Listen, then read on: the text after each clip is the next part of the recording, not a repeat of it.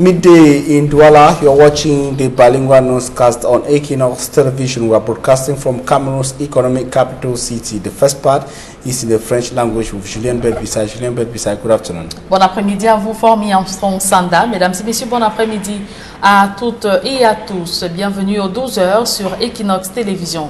Le grand banditisme gagne du terrain dans la ville de Tiang, à l'ouest Cameroun.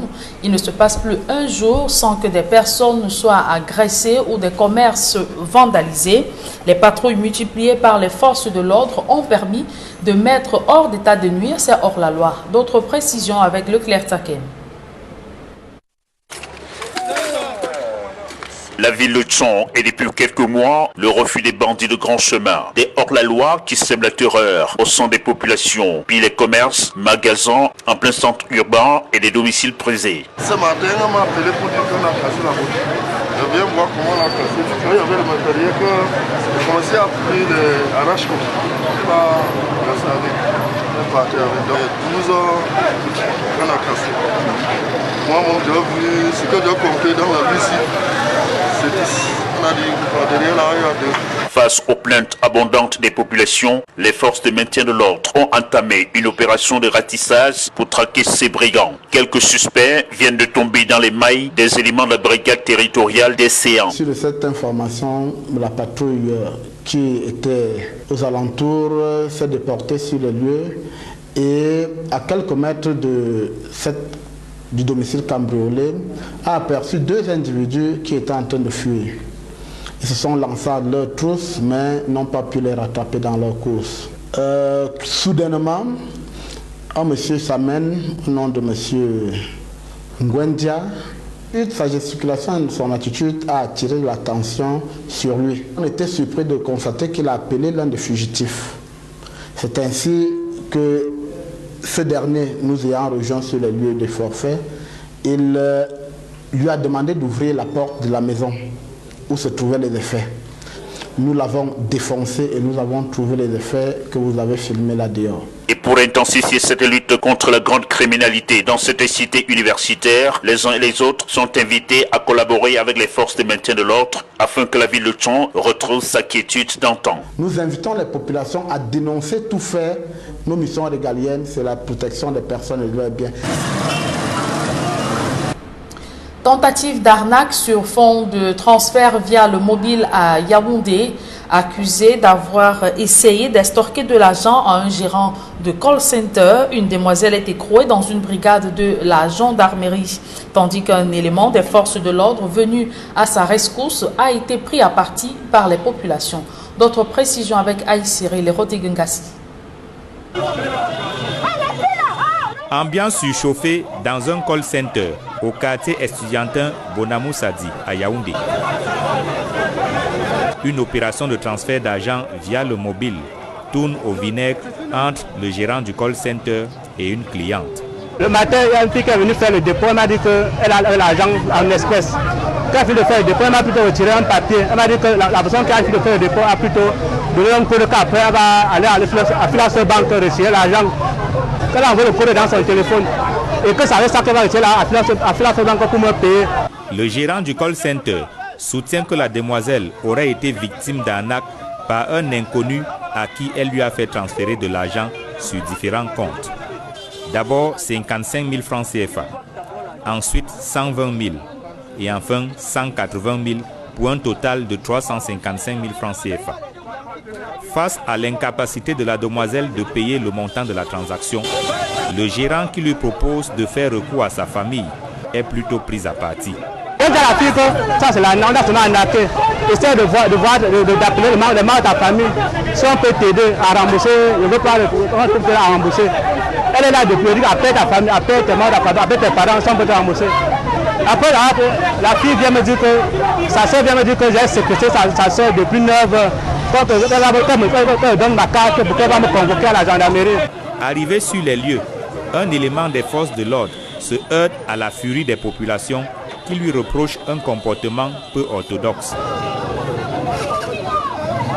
Conduite à la brigade de gendarmerie de Mélène, où elle a signé une reconnaissance de dette, la demoiselle, aux dernières nouvelles, aurait déjà payé 200 000 sur les 355 000 francs CFA. L'arrondissement de Dibombari dans le département du Mungo n'est pas alimenté en eau courante et les misères ou les souffrances des populations se sont accentuées avec l'arrivée de la pandémie du coronavirus, notamment dans le respect des mesures barrières. L'absence d'eau à Dibombari et l'énergie et l'accès à L'absence d'eau à Dibombari et l'accès à l'énergie électrique ont été abordés lors du conseil municipal de la mairie qui s'est tenu il y a quelques jours. D'autres précisions avec Gladys Sidier, Jacqueline Molon. La petite Ange lave les légumes ce matin accompagnée de sa sœur aînée. L'eau pour la circonstance, elle est recueillie à plusieurs kilomètres d'ici dans un puits. Sa couleur jaunâtre renseigne sur sa qualité.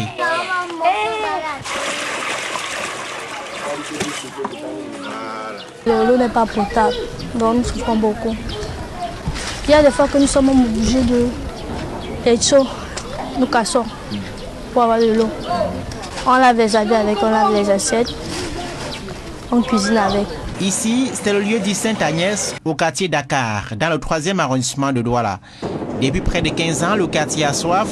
Les vieux compteurs et autres robinets asséchés sont les vestiges de lointains abonnements de l'entreprise en charge du secteur. Certains habitants ont initié un réabonnement, comme Dame Sylvie Manfo ou Pascaline Kamdom, mais sans succès, malgré les contributions financières. Il y a cela 6 mois que les gens de la SNEC sont revenus dire qu'ils vont remédier la situation. On a cotisé l'argent ici au quartier, les remettre. Ils ont encore placé les tuyaux. Nous avons coulé à peine 3 jours. Ce n'est plus venu. Nous on souffre tellement, donc tellement même. Vous avez vu notre eau qui est ici à côté, donc l'état des microbes là. C'est ça que nous on se débrouille comme ça. Et pour l'eau à boire, nous on quitte pour aller loin à Souboum, loin à Pays Souboum pour puiser l'eau à boire. Dans ces conditions, l'eau potable, c'est plus que de la chance à Dakar. Les puits exécrables comme ceux-ci pilulent. J'ai plus 15 ans. Depuis 15 ans aujourd'hui, nous n'avons pas l'eau au quartier. Il y a de quoi en plus comme ça, on met dans le marché, on chauffe. À défaut de forage mal entretenu ou appartenant à des privés de la classe moyenne. Papa Joseph Ndjunya s'est offert un abonnement chez un privé à prix d'or, mais là aussi... L'eau auparavant c'était propre. Maintenant il y a trop de saleté. Trop de saleté. Des fois ça vient avec le caillou, avec des débits de sable. Oui. Et cette eau a l'odeur d'argile. De façon épisodique, la Camwater déploie des citernes à défaut des points d'approvisionnement, fruits de la coopération internationale comme ceci. Au siège de l'entreprise en charge de la production et de la distribution du précieux liquide, nous obtenons au micro les explications selon lesquelles le déficit devrait être réduit avec la réhabilitation de la station de Japoma et l'optimisation de celle de Yato. Sur la qualité de son eau, décriée ça et là, Camwater indique qu'il peut souvent s'agir des installations défectueuses chez certains clients et assure de la minutie du processus de traitement de son eau. Mais en attendant, Douala, comme d'autres grandes villes du Cameroun, a soif avec des déficits en eau potable touchant les 250 mètres cubes d'eau par jour. Vous venez plutôt de suivre un reportage de Donald Brice Kamgan sur les misères des populations du quartier Dakar dans le 3e arrondissement qui peinent également à avoir de l'eau potable. Et je vous le disais, l'arrondissement de Dibombari dans le département du Mungo n'est pas alimenté en eau coulante. Les souffrances des populations se sont accentuées avec l'arrivée de la pandémie du coronavirus, notamment dans le respect des mesures barrières. L'absence d'eau à Dibombari et l'accès à l'énergie électrique ont été abordés lors du conseil de la mairie de cette localité. Jacqueline Molon et Gladys Sidier. L'arrondissement de Dibombari dispose d'un site de pompage d'eau, construit dans la localité de Yato. Pourtant, les populations ont soif. L'accès à l'eau potable est un problème auquel les populations font face depuis des années. Les nombreuses promesses faites par les autorités n'ont eu d'effet que le temps des annonces. Quand l'eau vient, 1 heure du temps, des fois il n'y a pas. On fait même 2-3 jours, il n'y a pas l'eau. Alors les délégués, où c'est les délégués, où c'est les qui ont pris la place, qui essaient de regarder. Je veux le remettre maintenant, je ne manque pas ça. Je veux le remettre, il n'y a pas, il faut que je parte jusqu'à Douala. Et si je n'ai pas l'argent de transport pour aller à Douala, je vais faire comment? Mais ça, je meurs seulement. Vous dites qu'on doit laver les mains. On lave les mains, on mange quoi? À Korova, ou quoi? On sait que c'est quoi? Le remède de ça, c'est quoi? Où est alors ça? Où est l'eau? Pour qu'on voit les récipients là-bas, tu trouves l'eau. Où est ça, non? C'est ça qu'elle dit, il n'y a pas l'eau. Les doléances des populations ont été portées par des conseillers lors du conseil municipal de la mairie. La connexion au réseau électrique a aussi été évoquée, comme bien d'autres problèmes qui minent cet arrondissement. L'eau qui part alimenter Douala part de l'arrondissement de Dibombari à Yato. Malheureusement, Dibombari qui produit l'eau pour Douala n'a pas une connexion pour permettre à ce qu'eux ils aient de l'eau. En ce moment de Covid-19, de lutte contre le Covid-19, l'eau est importante. C'est le meilleur moyen, c'est la meilleure barrière pour lutter contre le Covid-19. Donc, comme je le disais, l'exécutif a un défi de donner de l'eau à la population et dans toutes les localités. Le maire de la commune de Dibombari, conscient des défis à relever, dit attendre le financement nécessaire du gouvernement afin de mettre fin aux souffrances des populations. Vous avez raison, c'est Dibombari qui alimente Douala en eau, mais Dibombari a des problèmes d'eau. C'est normal, même le cordonnier est toujours mal chaussé. C'est un problème qui se retrouve au niveau du gouvernement. Nous avons beau essayer. En Kapa village, ils ont des problèmes avec le château. Nous sommes en train d'étudier et trouver le financement pour remédier à ce problème-là aussi. Mais n'oublions pas l'aspect du coronavirus qui a un peu handicapé le début de mon mandat. Espérons bien que cette pandémie va s'éteindre le plus rapidement possible pour qu'on puisse atteindre nos objectifs. Durant le conseil municipal de la mairie de Dibombari, un budget d'un montant de plus de 1,135 milliard de francs CFA a été voté. Le port du masque et le lavage systématique des mains sont les principales difficultés que rencontrent les chefs d'établissement scolaire de la région du littoral. Ils l'ont fait savoir au cours des travaux d'évaluation du dispositif mis en place dans ces différents établissements scolaires. La rencontre a été présidée par le gouverneur de la région du littoral. D'autres précisions avec Isabelle Carole Zoupette et Georges Mitterrand. 2 semaines après la reprise des cours, le gouverneur de la région du littoral et les chefs d'établissement évaluent la gestion du Covid-19 en milieu scolaire dans un contexte de contamination redouté de tous.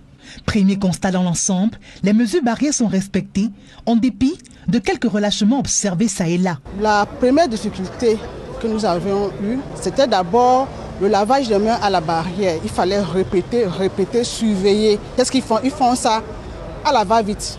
Activement, on mouille là et puis on s'en va. Alors il fallait rappeler. Ce qu'on a observé, c'est un relâchement dans le port du masque. Certains chefs d'établissement, soit anonymat, avouent avoir d'énormes difficultés dans la lutte contre le coronavirus au sein de leur institut. Ils évoquent le manque d'eau coulante et la démission de certains parents à sensibiliser leurs enfants sur la dangerosité du Covid-19. La délégation régionale de la santé publique pour le littoral appelle la communauté éducative à plus de vigilance. Donc nous sommes là pour s'assurer que cette hygiène est effectivement réalisée dans ces établissements-là et qu'elle est faite de la bonne façon. Nous allons leur apporter, donner des armes et même des solutions pour pouvoir composer ces solutions de décontamination-là qui permettraient effectivement de toujours avoir des établissements sains. Jusqu'ici, le respect des mesures barrières reste le seul moyen pour lutter efficacement contre cette pandémie meurtrière. La suite de ce journal est en langue anglaise avec vous, Formi Armstrong Sanda. Good day once again. Once again, good day, Julian Bedbisa. Good day to you, ladies and gentlemen. Thanks for joining us in the second segment of news in the English language. At a time when Cameroon counts over 10,000 confirmed cases of COVID-19, Human Rights Watch says the government of Cameroon is preaching a united front against COVID-19 but practicing the opposite of what it is preaching. This is one of the key declarations of the human rights senior researcher for Central Africa, Ilaria Aligrosi. We propose to you an extract of the human rights official. we believe Cameroon has done significant effort to curb the spread of the virus by increasing its testing capacities, by rolling out public health care campaigns across the country, by informing the population on confirmed cases, and this was very positive. I think that the Minister of Health has done a very good job in informing the public on progress to fight the COVID-19 pandemic. However, at the same time, we believe that more needs to be done to make sure that health facilities are equipped adequately and sufficiently to respond to the pandemic. We spoke to doctors and nurses who reported severe shortages in hospitals, goods and equipment, from disinfectants to thermometers, ventilators, oxygen. This is very important also to be addressed in order to curb the spread of the virus. We also believe that in times of crisis, it is more important than ever to have a united political front and send a message of solidarity. However, this seems at times to be problematic in Cameroon, where the government has used the pandemic to settle scores and punish and crack down on opposition parties by blocking or countering any fundraising initiatives and also donations from opposition-sponsored actions and initiatives. Ilaria Aligrossi was making a cross appraisal of the fight against COVID-19 in Cameroon. And I will talk something else. A lady scammed in the nation's political capital, Yaoundé, has signed a debt undertaking to pay the sum of 355,000 francs CFA after she was scammed by unknown individuals. The promise has been made to a mobile telephone money transaction agent, as Innocent as it tells us in the following report. Tension at a money transfer kiosk at the students' residential area in Bonamoussadi in Yaoundé. A money transfer operation ends with exchange of punches between the operator and customer. A lady came in the morning saying she wants to deposit money in her account. When I deposit it as commanded, instead of issuing me the money, she removes a paper saying the person who sent her to do the deposits has rather given her a code that after the transaction she will have to go to a bank to withdraw money before paying me. The money transfer agent supports that the lady has fallen prey in a scam by transferring money to an unknown individual in 3 different accounts. In the first account, she transferred 55,000 francs CFA. In the second, 120,000, and in the third, 180,000, making a total of 355,000 francs CFA. Unable to pay this sum, the operator who proposed to the lady to call her family for help was instead crowned with a crime. Instead, her sister came accusing me of holding her sister hostage since 9 a.m., telling me to give her my ID card for convocation at the Gendarmerie Brigade. Arriving the scene, a gendarme faces mob humiliation over a bias compartment. Meantime, the lady has been transported to the Melen Gendarmerie Brigade, where she signs a debt acknowledgement. The scam victim, by the time of this report, had already paid 200,000 francs of the 355,000 francs CFA. The lady, as indicated by Innocent Aze, was obliged to sign a debt undertaking to owe acknowledgement to pay the sum of 355,000 francs CFA. And inhabitants of Subum, a locality in the Douala-Fi subdivision, say they have gone for 15 years without portable drinking water. They are asking the government of Cameroon to provide them water, which according to them has not been in their neighborhood, and they have been suffering and given at the moment environment when people are expected to regularly wash their hands to keep safe from COVID-19. They are questioning how that will be possible in an environment where water is scarce. More with Smart Njikan Gabriel. Depuis 15 ans aujourd'hui, comme nous on a pris l'eau. 15 years, inhabitants of Subum in the Douala 3 subdivision have stayed without water. Attempts of making water come to their vicinity has never been successful. 6 months ago, the officials of the water company came to us. They will curb the shortage of water. We contributed money and gave to them.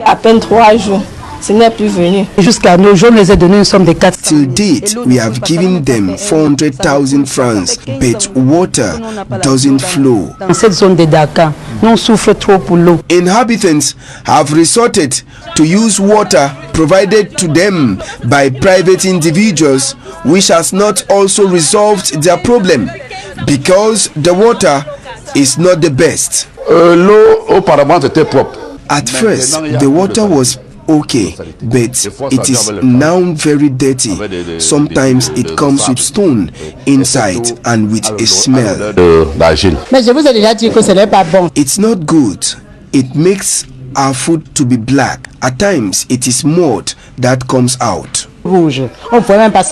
Many have thus decided to buy water to drink, but that again is not easy as most persons are financially down. The little money we could have used to pay pop balls for the children, we now spend on buying water to drink. In an attempt of getting an answer from the water provision company, they made it clear that for now they are working at the water reserve situated in Japoma and Yato that will soon be operational to distribute water to the inhabitants of Subum in the nearest future.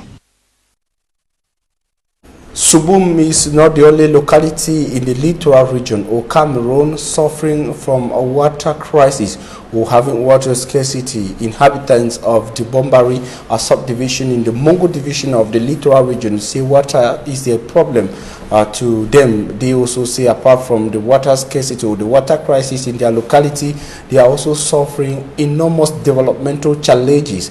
Their worries were raised recently during a municipal council session in the Bombari. Immaculate Fogwe was part of that council session and compiled the following report. In the Bombari subdivision in the littoral region, access to potable water is a major challenge faced by the population. Due to constant water cuts, inhabitants of the area have to cover several kilometers in order to have access to the precious liquid.